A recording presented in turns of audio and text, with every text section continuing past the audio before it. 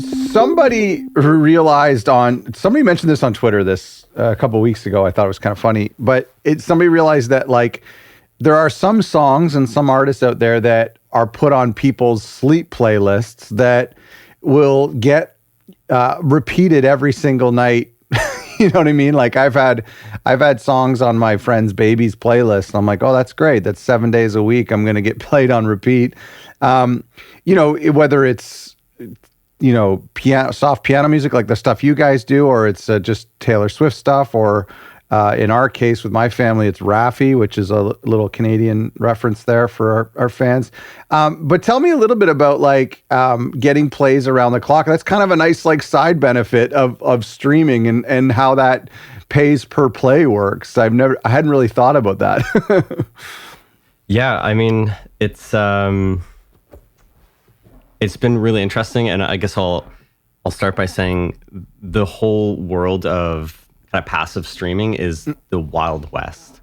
Okay. And I'll give you a few examples, but it's hugely competitive, cutthroat. Like people do some really dirty stuff. In fact, yesterday, we became aware of the fact that our biggest playlisting account, because we have a few accounts that we playlist from, had been hacked, and they changed the email, changed the password, and then replaced all of the music on our playlists with their own music. Wow.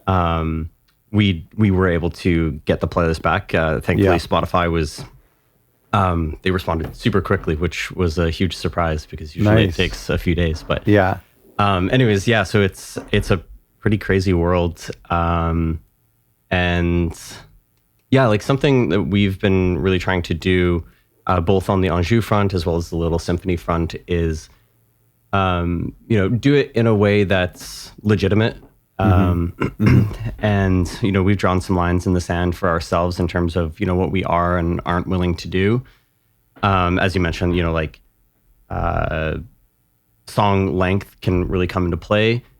Fortunately, Spotify in 2024 is going to be rolling out some new rules around that, which I think is great. Are you familiar with those new rules? Yeah, because there have been people gaming the system. I think especially on these passive listening playlists where fans aren't really being they're not being like critical of what's happening. They're just putting it on and not noticing if a 30-second song or 32-second song is being repeated. Yeah, exactly. And I think it's definitely evidence of a broken system. Yeah. And, this is coming from someone who kind of, can benefit from that broken system. But yeah, I mean, whether a track is 30 seconds or 5 minutes, I mean, that shouldn't play a role in how much people get paid. Okay. But so I kind of forget what the original question was, but no, I didn't have a question. I really want to dive into this passive streaming because it's very interesting, but it also, and we've talked about this on the show before, that it also is, there's a real fine line with respecting the artists who make this music. And does an artist care if their music is loved and appreciated, but the fan doesn't even know who the artist is? Does that, I mean, it's a byproduct of these passive ways that people consume music. You're working directly with artists. You work with real artists. It's not like you are using a plugin to create this music.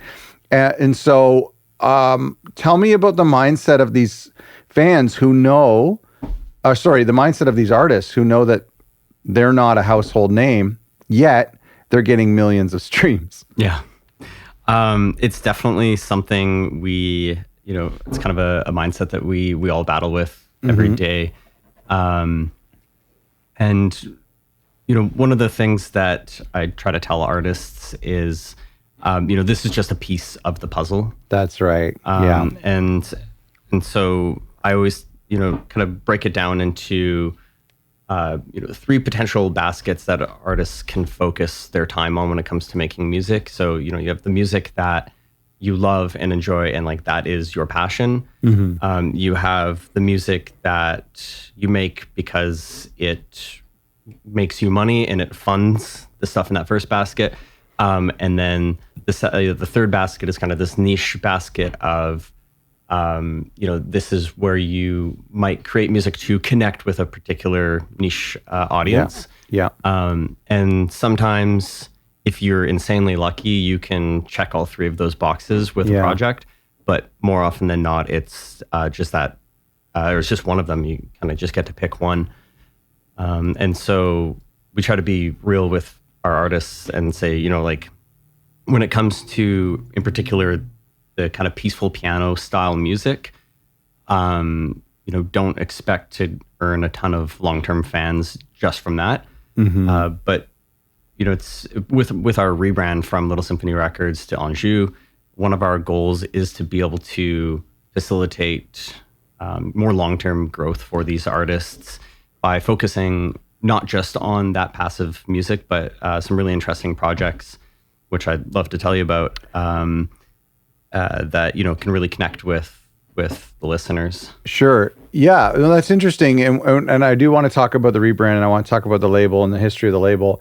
On this topic, though, of streaming and what it can do and how it can disturb or impact or drive creativity, that's to me what I find so fascinating, because I don't know who is kind of shepherding these artists, because it can be either very discouraging that you can't do stuff outside of the norm and still make money, or it can actually drive you subconsciously or consciously to say, you know what, I think I'm going to do a piano album, or I'm going to do a song, or you as a label owner, you hear something and you're like, just so you know, that's going to fit on a lot of playlists, or just so you know, that's not going to fit on any playlists. So how do you make sure it does drive creativity and it doesn't drive creativity? Yeah, that's a good question. The answer to that definitely has evolved over time for us. In the beginning days when we started the label about 3 years ago, our goal at the time was, okay, let's get enough music for our big playlists that we've created, so that this can become viable. And since then we've done that, and so there's less urgency on our end to get more peaceful piano music for sleep kind of stuff. Yeah. So that definitely has given us the time to be able to take a step back and say, okay, well, maybe we can start focusing on more of these projects that are a little bit more creatively driven, adventurous, and and pushing boundaries. And so we're just upfront with artists when they bring a project to us. First and foremost, the first thing I'm looking for is is this a high quality project, and is it going to speak to listeners in some way, and if it satisfies that, and we want to move forward with the project, then we'll kind of just put the ball back in the artist's court and say, as far as our end goes on the playlisting side, because that is a big part of our strategy, is our own playlists that we've created, and kind of creating that ecosystem. We'll give them an idea of what level of playlisting we're going to be able to offer for that project. And more often than not, even if the answer is listen, this isn't going to go on our big reading playlist, artists are still that I don't care. I want to get this project out into the world. And we've fostered just really beautiful relationships with our artists. And we have a really incredible community of supportive artists who are always supporting each other. And so, while that might be a little bit discouraging, it doesn't seem to stop artists from creating the music that they really want to create.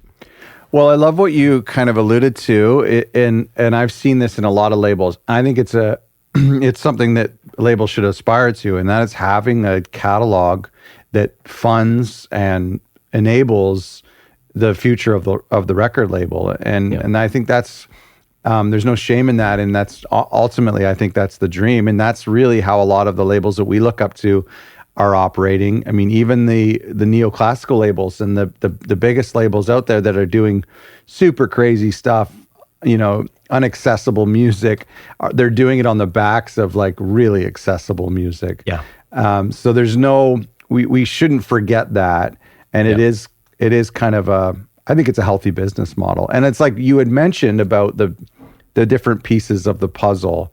I would imagine, just going back to this kind of passive listening thing, I don't know, in this genre, maybe I'm stereotyping the people who make this kind of music, but I find something appealing about being in the background and being an introvert and not feeling pressured to tour and just getting to make my music. And I don't, if it's hotel lobbies and spas and yoga studios playing my music, I feel it's like, thank you, I can just do my own thing. I like that as an artist. There must be some of your artists that kind of appreciate that anonymity a little bit. Definitely. Yeah. There's, a few of our artists, they like to remain a little bit anonymous, not so much in terms of, the name that they put on the music, but, they don't like running social media accounts and doing all that stuff. Of course. And, for them, it's, the joy comes from creating the music. And I would put myself in that basket as well. I create a lot of music, and I'm so silent about it, honestly, that pretty much I'd say all my friends don't even know that that I'm spending my time making all this music. And that's kind of the way there's I like a purity to that, yeah, exactly. Yeah. No, I totally agree. I love how I've talked about this on the show. I love how streaming has created. We'll move on from streaming. I apologize. There's more to talk about. We'll move on. All good. I love to talk about streaming. Okay, good. Well, I have more questions. I do like how streaming has created opportunities for music fans to spend time with genres that they previously wouldn't have had access to. I think it's what makes classical, neoclassical, ambient interesting to mainstream listeners, because there's no barrier to check it out. There's no cost to check it out. 15 years ago, 20 years ago, it would have been, and I mean, I was a diehard music fan my whole life. So if I wanted to explore an interesting type of music, and back then a lot of this type of music was just soundtracks, really. But like, if I wanted to discover this music, I'd have to go and pick one CD and hope that I liked all of the songs on it, or maybe get lucky and find a compilation CD.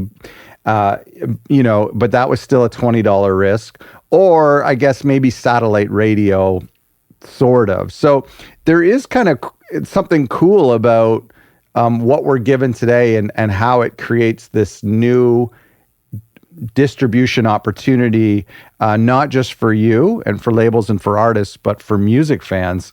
Personally, for me, I've gotten into an enormous amount of new genres because of that. Yep. I mean, I think there's a lot to unpack there, and for me as a listener, I mean, it's definitely been a double-edged sword. I think back to the way that I used to consume music as a kid on, with my CD Walkman, and there was a special relationship that I had with those, first albums that I bought. I think back to the first album I bought, Blink-182's "Take Off Your Pants and Jacket," and listened to that basically until it was too scratched up to listen to. But that said, I mean, we are now in an era where listening to music is just so much more accessible to, I would say almost everyone. And I think that's a beautiful thing. And like you said, the accessibility of more genres. And honestly, I didn't listen to classical music or neoclassical music until 3 months before we started Little Symphony Records, which has largely focused on neoclassical music, so my mind was blown when my partner sent me this playlist. It was Spotify's Not Quite Classical playlist. It's like a mix of neoclassical, electronic music, and my mind was just blown. And I was like, okay, I know that this is what I want to do. I don't know how I'm going to make this work, but like this is the world that I want to live in. And since then, I've been just absolutely obsessed with neoclassical music, and it's become my life. That's amazing. Well, it's so interesting how it's just given, I think as a whole, it's given a lot more exposure to instrumental music as a whole, not just neoclassical. But I think we all, first of all, neoclassical, we've put things in a box. And we put classical in a box. And then when you hear classical music or neoclassical music or ambient music that's rhythmic, melodic, something you can almost sing along to that's instrumental, that was kind of my own awakening, similar to yours, is it's like, wow, I don't really need vocals to tap my foot and to almost hum along. Yeah. Yeah, and you said a couple words earlier that are words that we use, like accessible music, and that's been the big thing for us is really wanting to support instrumental / neoclassical music that is passionate but accessible. Yes. Which modern classical music created in the last 50 years like isn't exactly accessible.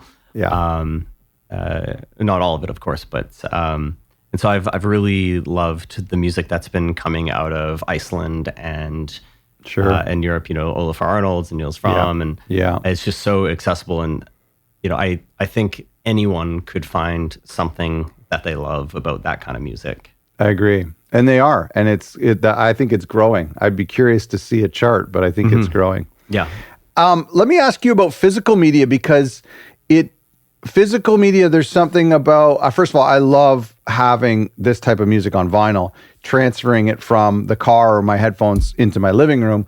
But it takes a lot more of a commitment from the label standpoint, from the artist standpoint. Whereas some of the music we make, we can just upload it. We could see if it is accessible, is it resonating with people? And again, like we mentioned, it's kind of hard to capture the fans who are listening to 1,000 of these different artists in a day on these playlists. And so how can we get them to stop and buy that one artist's record? So what role does physical play for your label? Right now, it plays no role at all. Wow. But that's something we really want to crack the code on, to be honest. Yeah. That's been a challenge for us. We do get the occasional Bandcamp sale, but as far as physical goes, to be fair, we haven't tried all that hard. Sure. One of our bigger projects, it was a big compilation album with a bunch of artists. We did a crowdfunding campaign last year to try to get that out for vinyl, but that was unsuccessful. Didn't reach our goal, so we kind of just set our sights elsewhere. But looking forward, that's still a goal of mine. That definitely would be a signal to me that we're doing something right to and connecting with people. If we could be successful in getting pre-orders or whatever for a vinyl. With our rebrand and kind of reshaping of our vision, that ultimately kind of does play into our goal of not just being a label that has playlists that people listen to passively. We want to be a place that people come to for good music and have supporters of the label. But I think we gotta definitely have a long road ahead there, as I'm sure you know. I think, first of all, thank you for your transparency, because that's really interesting. And I love that you use the term crack the code. I use that in business all the time, because it's really what it is. We have this dream or we have this idea, but it's not ready yet. And it's just a matter of getting the numbers right. But that is like an incredible challenge. And I don't envy you. And I wouldn't know what to do to say we've got hundreds of thousands of listeners, but we can't get them. We can't get them to buy one record. Super frustrating. And I look at your catalog. I've listened to a lot of your tracks, and the idea of you putting together a winter compilation on vinyl or a summer compilation or however you categorize a compilation is so appealing. I'm like, give me those records now. But so it's, to me, it's so interesting you say to crack the code, because yes, the idea is beautiful. It should exist in the world. Surprisingly, we don't have many kind of like genre style compilation records in record stores today. And I think there's room for it. But yeah, I mean, that must be extremely frustrating and daunting to try to capture those passive listeners and grow your brand. Yeah, I mean, it does kind of feel like, being on one side of a really thick window and seeing all of your fans and, they can't see you. Yeah. Wow. Yeah. Oh my gosh. That's so true. My last question in this streaming atmosphere or ecosystem, and again, it's such an interesting thing, and I think it's so cool to have you on the show, because right now, as we're recording this, it's the Spotify Wrapped season, and so there's a lot of online dialogue about Spotify. And I think primarily they're problematic as a whole. I think they certainly could pay more. I think they could charge the customers more money. They've done a lot of things for the artists. They were kind of first with Spotify for artists, and so there's a lot of cool things there. I do feel that oftentimes I feel like I'm at the same, given the same treatment as major label artists, in the sense that I get a chance to have my tracks next to theirs. So I am grateful for that compared to how it used to be with FM radio.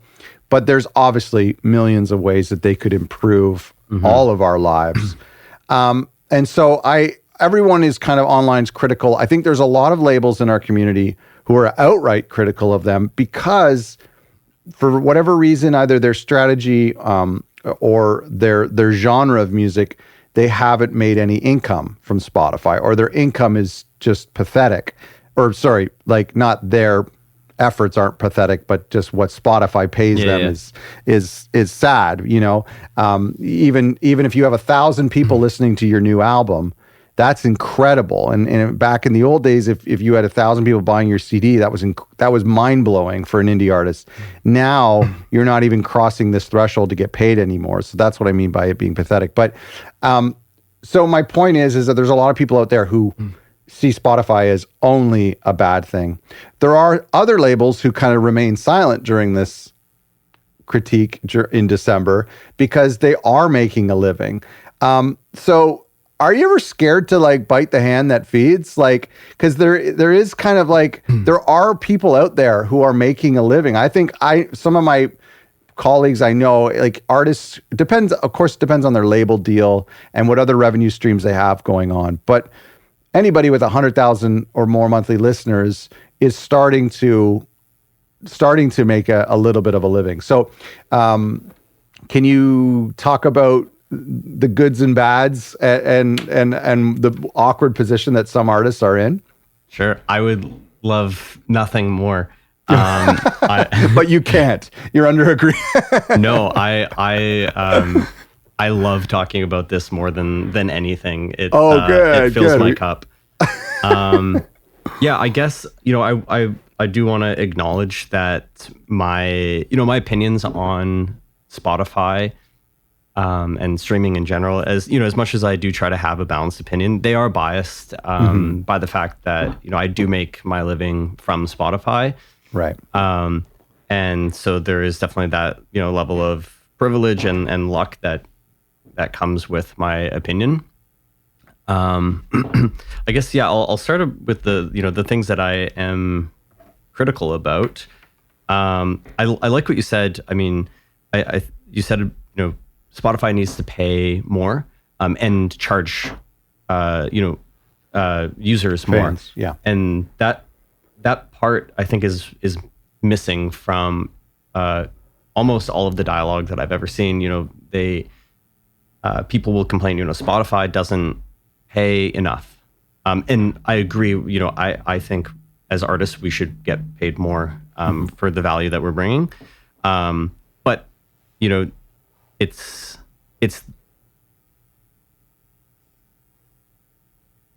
really that people don't want to pay more. Like, and maybe they do. I mean, I would be willing to pay more. But to, the same people that I have those conversations with, they're, on family plans for the discount, right? Yeah. And every person that's on a family discount, myself included, instead of being on a, the premium $10 a month plan, that is less money in artists' pockets. Yeah. So, if we are going to address Spotify paying more, we do need to address, the fact that we as fans, and again, myself included, we need to pay more for music. For sure. And so, I guess the thing I would say Spotify needs to, do a better job of is, focus less time telling, people how they can, get all this music for not very much money, and kind of take the opposite approach and say, this is how you can support artists, and whether that be different tiers. I know that Tidal is doing something like that. But anyways, I'm rambling about that. At this point. But just to interject, and I'll let you continue. But basically, I love that Spotify needs to increase that pool. We're hearing more about this pool, and most of that money in the pool goes to shareholders and goes to the staff. But if the kind of the all tides raise all boats. But they're talking about cutting off the 1,000 below streams in order to increase that pool that they use to pay the artists with. And so whatever can inject more money, even if there is a tier on Spotify that's $15 and it's basically just a way to pay artists more. Okay, continue. Yeah.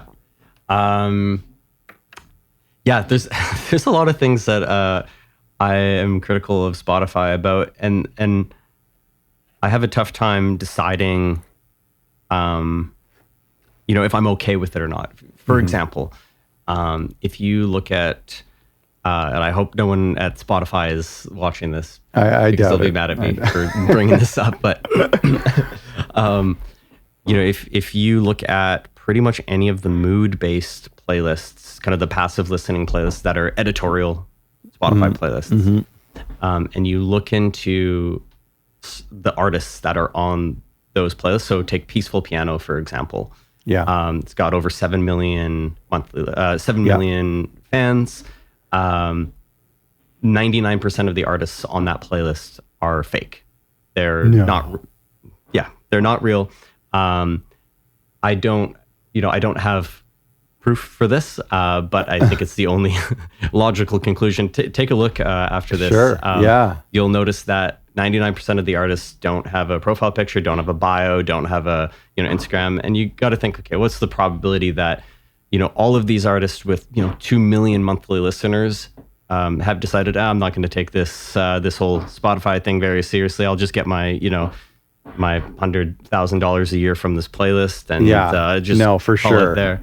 And so what I suspect, and many other people suspect, is that Spotify has, paid a ghostwriter to effectively write a bunch of music, and not just in piano, but and then populate their big playlists with that, and essentially every stream that happens on one of those artists would be a royalty they don't have to pay out from the pot. So essentially a royalty they pay to themselves. That's right. And I totally believe that, because I mean, a business's job is to spend less money and make more money. And so if you were to look at Peaceful Piano, and I'm guilty, I've listened to that before, so now you make me feel bad. But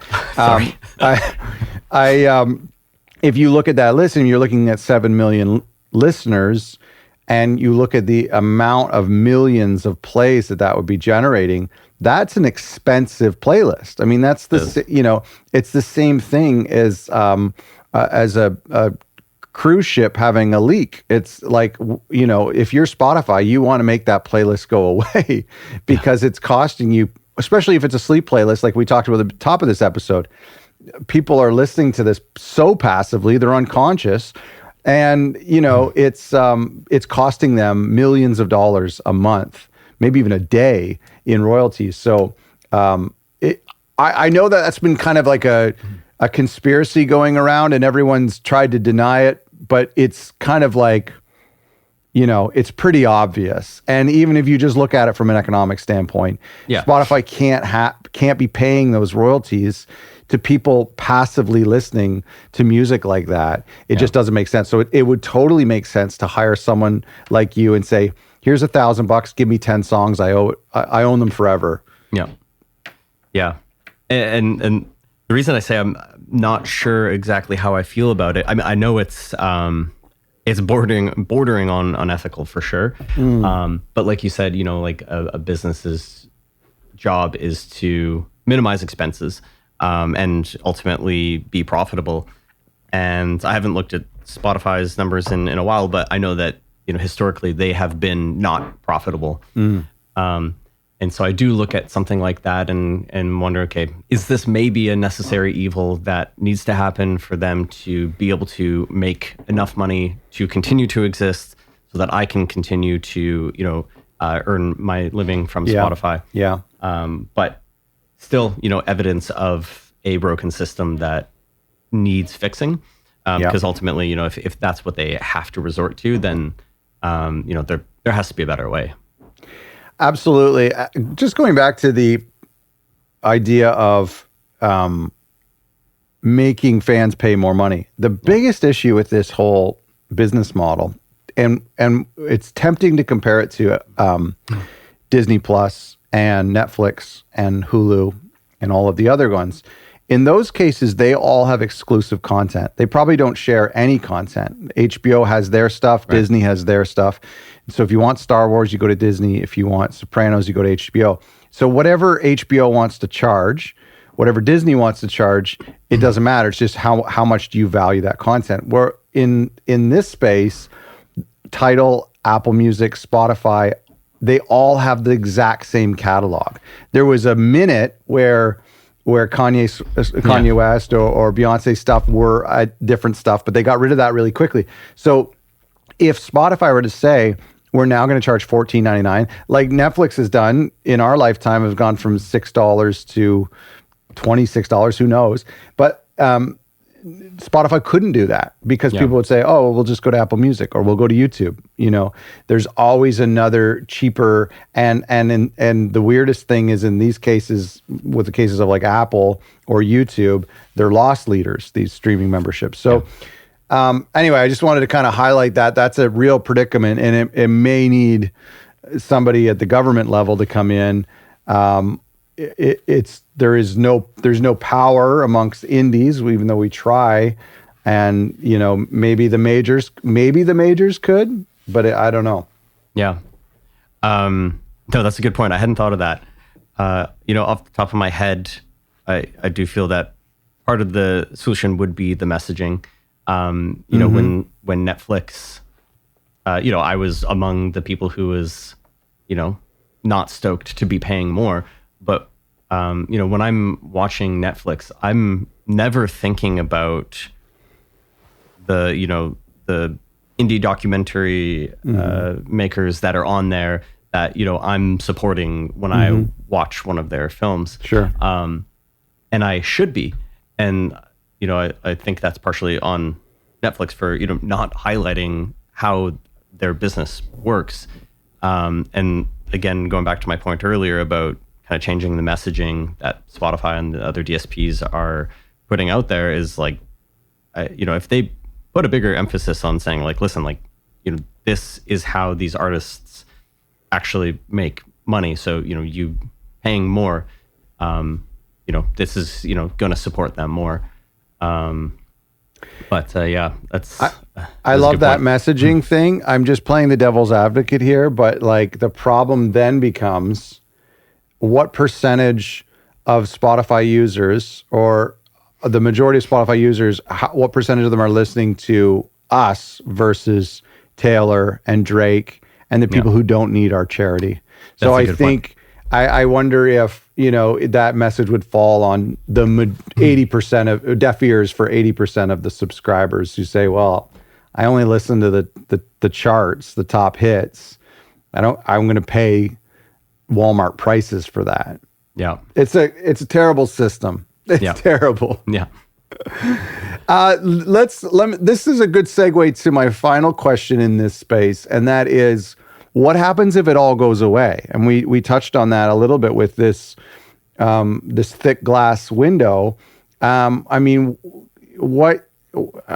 sure some things you want to kind of keep private, but how, if Spotify were to be shut down or go bankrupt tomorrow, which is not absurd at all, a lot of us would lose a monthly revenue stream that we've been kind of used to for the past 8 to 10 years. So what happens then? And do you lie awake thinking about that some nights? Most nights. Most nights. It is a vulnerable position to be in, to have the viability of your business completely reliant on the viability of another business. Mm-hmm. We do have revenue sources from other DSPs, but it's predominantly Spotify. Yeah. And outside of DSPs, we don't, as a label, we don't have any revenue streams. So yeah, the reality for me would be if Spotify went belly up tomorrow, I would be looking for a different job. So I definitely really hope that doesn't happen. That said, I think, I think it is likely, in the next 10, 20 years that something is going to shift, and, as a label, we'll have to adapt. But I'm feeling hopeful that, on this quest to crack the code on how can we really build a true fan base, I'm feeling hopeful that we will be able to do that. And, if Spotify went belly up, we would, be able to direct our fans to, where they can support us. That ultimately is my goal moving forward, is to have that plan B. Well, here's a suggestion. Back in the 80s and 90s, Christians were scared that Satanists were putting subliminal messages in rock and roll. And so is there any way, you guys do this experimental music, it wouldn't be too hard to hide in some sort of like call to action in your music that you put on Spotify to come visit you and follow you on Bandcamp? That's a really good idea. Okay. That's honestly a really good idea. Take the challenge. Yeah. The only time I've seen something close to that is enjou Deep. They'll every once in a while have a little message in one of the versions of their song, but it's not usually a call to action. Fans would kill you if in the middle of the soft piano while they're trying to sleep, or while they're trying to do something else, you're like, hop over to enjou.ca and yeah. Okay, tell me a little bit about this. Twofold. Tell me about the history of the label. And we've talked about Little Symphony and we've talked about enjou. So I want to hear a little bit about the rebrand, but let's go back to the beginning with the history of the label, how things got started. Because if I'm not mistaken, there was a field recording component. Am I right? Yeah, that is correct. So I'm going to bring us back even a little bit before that. So this all, my interest in Spotify and playlists and streaming all started back in 2016, 2017. My band from back out west, when I was living in Alberta, Evergreen, we recorded an EP, and the four of us were all we all met in engineering school, so we're all into spreadsheets and kind of analytics and stuff, and so we wanted to try to figure out how we could, again, to use the term, crack the code on algorithmic playlists, specifically on Spotify.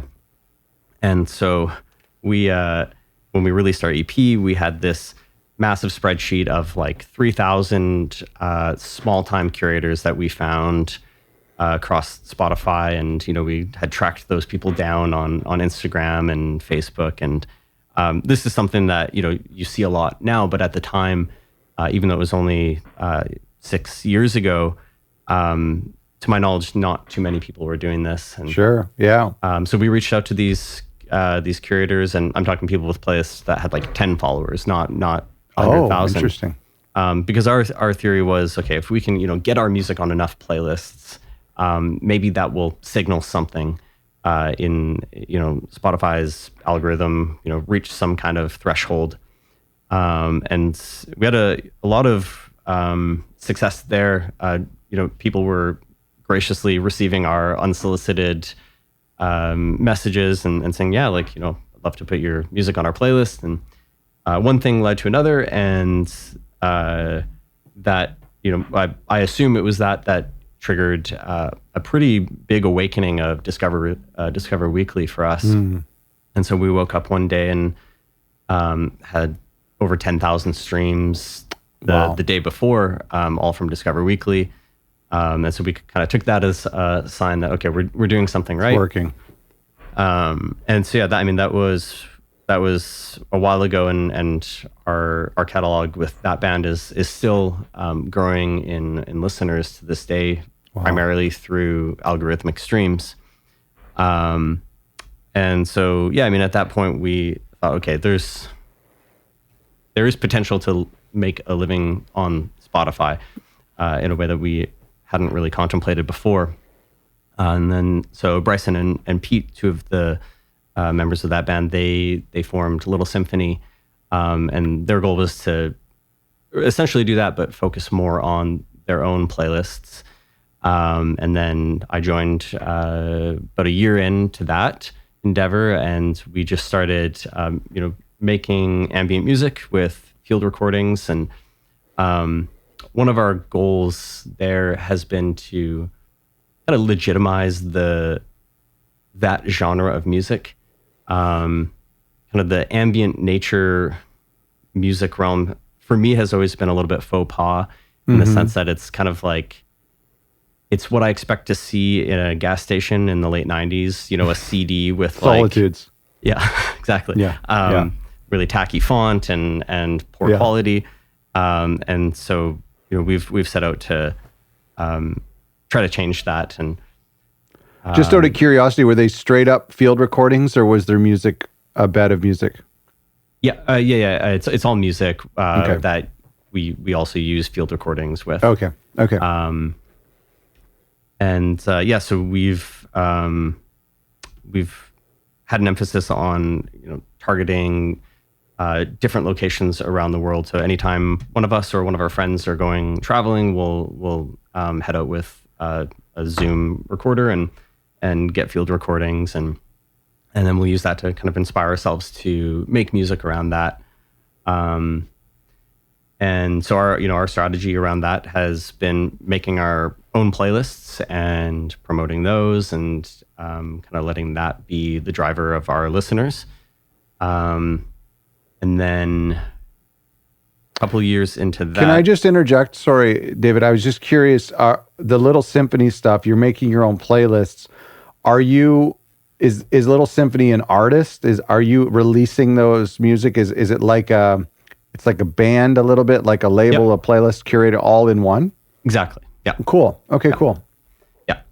And so at a certain point we thought, well, okay, this is really fun, but I wonder if we can kind of do this on a bigger scale and be able to support a bunch of artists doing this. And at this point, I had never thought about what a label does or who would run a label. And we started working with a couple of artists, releasing music and promoting it. And then at a certain point kind of realized, oh, like, I think this is what a label does. Yeah. And so, kind of just pulled the trigger on making that a full-time thing. So I, at the time, was doing a PhD in engineering and hated it so much.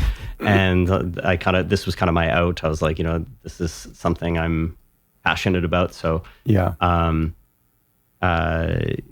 Along with two of my friends, Brandon and Andrew, we started up this label and kind of pulled away from Little Symphony. And so at the time, that was Little Symphony Records. And so we operated for the last 3 years and kind of did all the things that we've talked about on this call. And but more recently, we've decided, okay, we want to move away from just being a neoclassical label and just releasing music that's mostly in the passive sphere. And so we thought, well, okay, I think a rebrand is needed here because the words Little Symphony Records for me kind of pigeonhole us into someone expecting something in particular. And kind of the motto of our label moving forward is the idea of curiosity, and taking a more genre fluid approach. And so the word enjou kind of checks those boxes for us, and so for us that it represents a change that we want to make. Yeah, I love it. It looks really cool anyway. And you're right. I mean, Little Symphony is great. It's a great name. But it's literal. You really can kind of get a sense of, especially when you look at your website, you get a sense of what's happening there. So the rebrand, just to touch real quick, because I don't think we've really talked to many labels who've done rebrands. It's a big undertaking and it's risky, especially from a label like you who have established yourselves, not just in the community, but even just on Google. Like when I search Little Symphony, it comes up. Everything I need comes up. Yeah. So that, to abandon that or to try to reinvent that with a new brand, that's kind of daunting and almost oftentimes it would be ill-advised. Yeah, I mean, even now, I mean, it's been just under a month since we officially did the rebrand. Even now, I think about when I look back 40 years from now, am I going to look back and be like, that was the dumbest thing I've ever done? And, is that going to be included as like a case study at some local university here as the dumbest thing that you can do? We'll see. Yeah. So yeah, definitely. I wouldn't say I'm nervous about it though. For me, the pros totally outweigh that fear. And one of the biggest things, honestly, is I'm so passionate about this label and I'm so passionate about Little Symphony. And the two things historically have just gotten so confused with one another. And so we've had a lot of people thinking that the label, is exclusively releasing, nature ambient music. And we're like, actually, we don't do that at all. That's Little Symphony. And so, even if we do kind of lose a little bit of traction from this, it's been really nice to have this line in the sand where I can, now without doubt, say the two things and have people know what I'm talking about. That's genius. And because I did confuse the two of them. So now, was Little Symphony ever on the record label Little Symphony? Did you release their music at all, or is there a future? No. Okay. I mean, like a little bit. Kind of early days, we were kind of slapping the name Little Symphony onto some of the releases, just for kind of algorithmic reasons. Okay. But that was early days. Now it's we've kept that separate. Yeah. Are there labels that you draw inspiration from in this space? Sorry, my cat's attacking me at the moment. That's okay. That's all right. Yes, definitely. You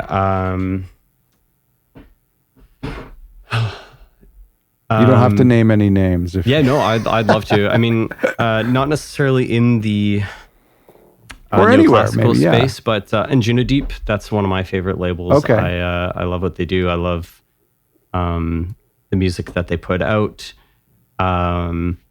I'd say in the neoclassical space, if there was one label that I respect the most, it would be Erased Tapes. Yeah, same. They've put out, I mean, they like, if you look at their roster, it's just absolutely insane, and they have wonderful branding, and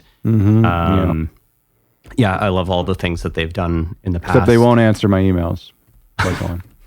Sorry to hear that. Yeah.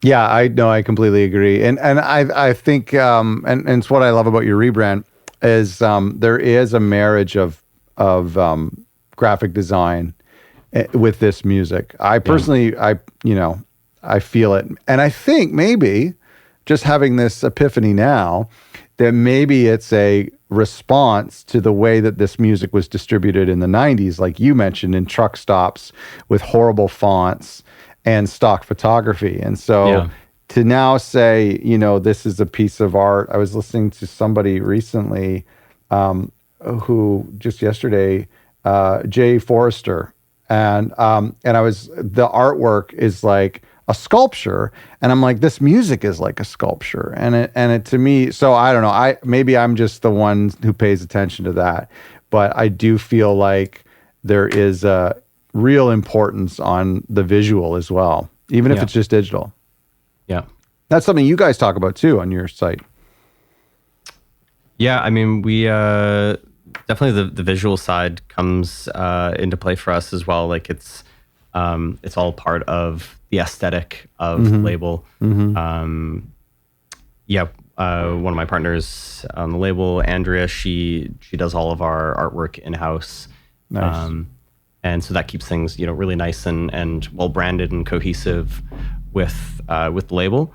But has also done a really good job of kind of catering to artists' individual styles. So that's been a really fun challenge.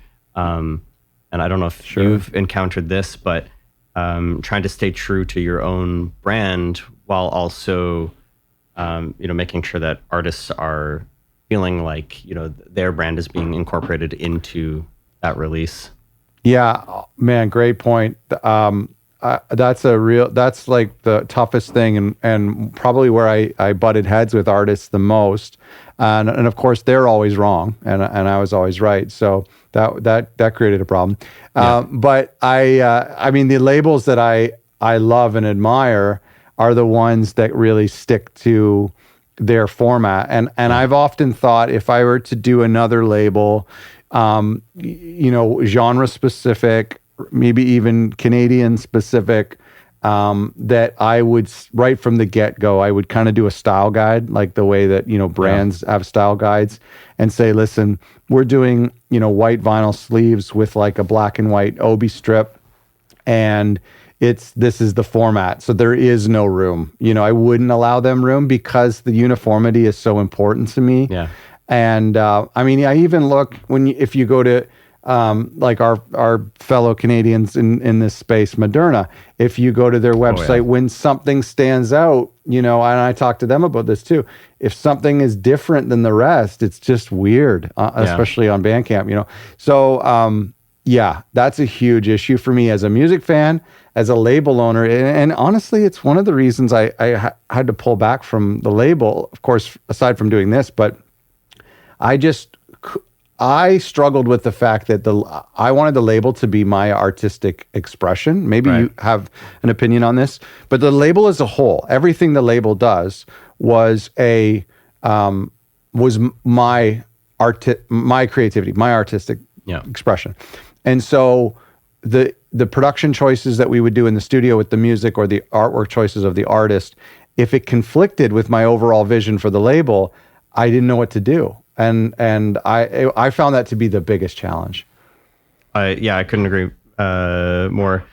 I mean, I kind of like to think of myself as almost like a curator. Yeah, of course you are. At a and I see it no different than if I were curating an exhibit of visual art. 100%. I do want it to be cohesive, and I want it to be a reflection of my creativity as well.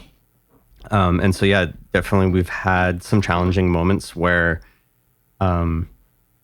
what the artist wants does not line up with what we want as a label. And I think more often than not, we have kind of gone with the path of least resistance and said, okay, we'll Good for you. we'll do Yeah. this. But a little part of me kind of dies inside when that Yeah. happens, because I find myself thinking why am I doing this? And I mean, part of the answer is, we want to support artists, and that is my passion. But sorry, what were you going to say? No, man, I was just going to say we're cut from the same cloth, because when you say that, I totally get it. And I have tried to tell an artist, if you let me do this presentation, if we present it this way, I will be a better advocate for this album. And the part of me when you say the part of you that dies inside, like, if we do not put this together in the way that I totally envision it, I just don't think I'll be able to sell it with all of my heart and lay myself out on the line and email my contacts and say, please, this is the best album we've ever done. Please pay attention to it. I don't know if I'm wrong. I probably am wrong, but it's just where,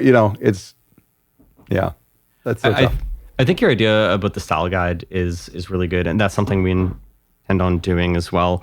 And something I have been learning more and more, and mostly through mistakes, is the role of just being explicit upfront and setting expectations. 100%. Yeah. And it just solves pretty much every issue that we have encountered. And so moving forward, that's definitely going to be what we're going to be doing. When we we're working on a project right now. It's a really fun project, and this one in particular is a very much kind of a reflection of the direction that I artistically would like to take the label. And so it's a compilation album that will involve 40 artists. Wow. And so as you can imagine, with an album that has so many artists, people can potentially be at odds in terms of opinions, and so we were just super upfront at the very beginning, where we were like, if you want to be a part of this, like, this is what the visual aesthetic is going to be. This is what is when things are going to be released, and that there was no pushback at all. Everyone was just so excited to be part of the project, and I think knowing where the lines in the sand are, I think was peaceful for artists to see. Well, they can't argue with it, because it shows that you've put thought into this, and it shows that you have a vision, and that you're passionate about this vision. And any artist would understand that, because they have their same thing. And so I completely agree. And any sort of conflict I ever experienced over the years, either really deep conflict or even just like passive, like little minor disagreements, have always come from not being preemptive, and their expectations and my expectations riding alongside each other until it's too late. And then we look at each other and like, oh, you thought we were doing this, I thought we were doing this. And then having to resolve that, one of us having to give in.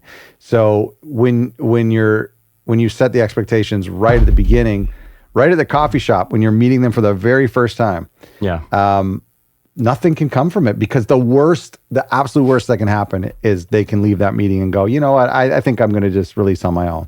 Yeah. And everybody's happy. Yeah. That's crazy.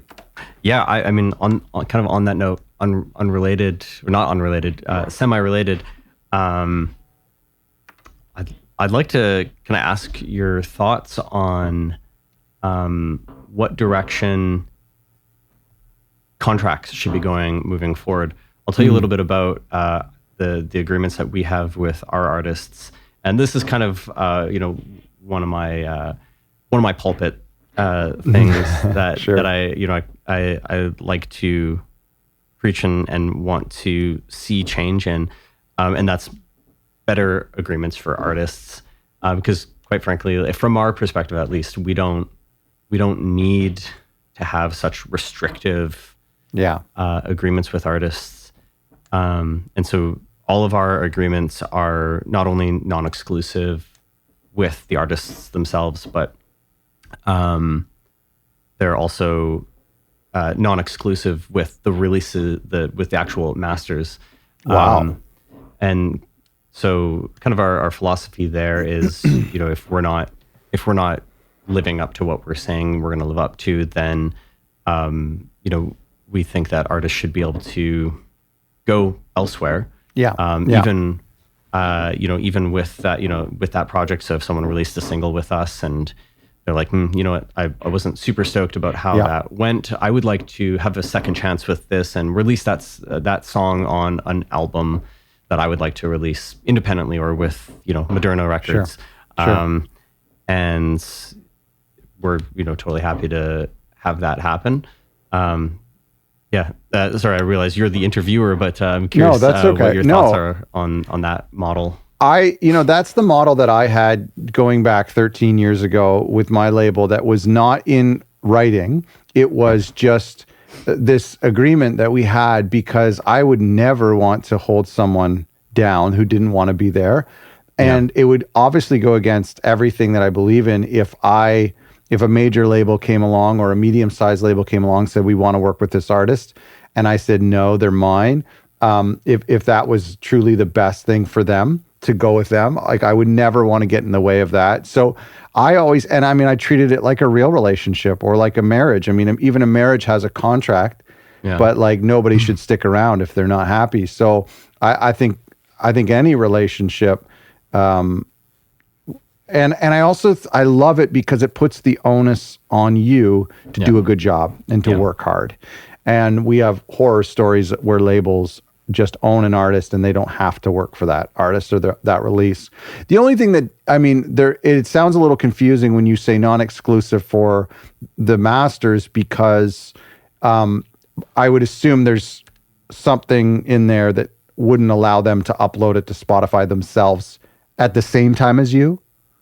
Yeah, there's definitely some administrative barriers there, but like our contract is worded such that you can't upload just the exact same release. If we release a single, you can't also release that same single. So you kind of own that barcode and that artwork and the ISRC, but they own the master wave. The barcode and the artwork, but they would kind of keep the ISRC, so they could use that ISRC again. but you wouldn't really want them to do like a simultaneous release, right? Yeah, not the exact same thing, but if they wanted to release the album, an album, which would be a different UPC, but have that same master and ISRC on that album. That's totally and I think fine. that's great. And they would be dumb if they did that a week after they came out with a single. So to me, it's like I wouldn't want to work with an artist who's not understanding, doing right by your releases. And so, if an artist came along and said, "I'm going to release this at the same time, we'll see who does better." Obviously you're not working with those people. It's not good for their career. So. And do you have any sort of time horizons on your contracts at all? Yeah, we do have a 3-year period. Sure. On our contracts. Yeah. I talked about this, I think, somewhere on the show, or maybe it was just in private, but time horizons are very scary for artists, and maybe they're scary for everyone. And I should say, the terms, the length of time of a contract, or especially when there's exclusivity involved. And I've had a 5-year physical contract with someone, and I was scared to death to sign it. And for the first year, I was just really terrified. And I think it's ending this coming year. And it's been nothing but incredible for me. It's been the best. Like I said this on the show, it's been better for me than the person who made me sign the contract. So I look back at that and go, that was a great contract. There was another contract that was a company like yours that could guarantee me, or could most likely guarantee me, putting me into this like streaming system where a track or an album would earn like a ton in streams, but it came with a 15-year contract. Right. And I couldn't do it. I was just like, I can't do that. And so I think that the time horizons are scary for artists, because maybe just because of the world we're living in. People are nervous in that way. And a creative, it's like, I don't know where I'm going to be in 15 years. I don't know what kind of music I'm going to be making. So I love what you're doing. I really love what you're doing. And I think I've always thought to myself, you're going to be taken advantage with that contract in place. Somebody along the line is going to take advantage of you and how friendly and generous you are. And they're going to take some streams from your system, and then they're going to go on their own, and they will benefit from the algorithmic playlist under their name and under their ISRCs that you've given them. But honestly, I've always thought in this space and in any business space and in life, I would rather be the one who's screwed than the one who's doing the screwing, because it means that you've built something that's worth screwing over. So yeah, I love that. I would say, I mean, I'm not a lawyer, but I like those type of contracts. Even if I had a contract with a 15-year horizon, I would love that. I would hope I could go to that company and say, listen, something big has happened and I'd like out of this contract. And I would hope that they would say, okay, Yeah, I mean, at the end of the day, we're all people. We're all human beings. And that, that humanity has to come first. Speaking of lawyers, when we wrote up this contract, we said to our lawyer, help us write a contract that if you were reviewing this from the artist's perspective, you would look at this and say, I don't think anything should change. Mm-hmm. Don't write this from our perspective. Yeah. And so that's what he did. And even really to go a step further and say, to write this where they think that there's a catch, where they think this is too good to be true. We have received that response before. Definitely have had some artists be like, what's the catch here? Yeah, I did a little Japanese contract this year, and I looked at it, and I was just being very, very skeptical, and I was like, there's got to be something hidden in here. And then I'm like, oh, that seems too kind. Oh, that seems too kind. And sure enough, it was fine, but it's good. Yeah, that's good. That's great.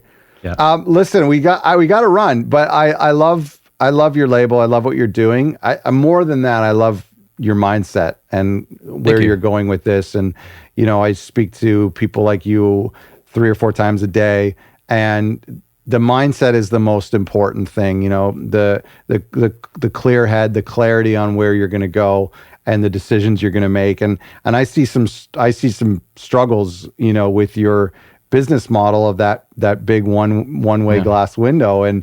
But I think you're the person to figure it out. And I'm kind of excited to see how you do figure it out, because a lot of us are in that position, and there's a solution, there's a code, just hasn't been cracked.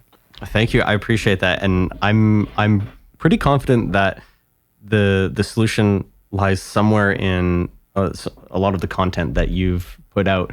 I've got a list of videos of yours that I want to watch, specifically around email lists and that kind of marketing, because that's something we've just decided to start doing 3 years in. Erase Tapes does that very well too. Yes. Yeah. Well, so thank you for all the great content. That's awesome. Thanks so much.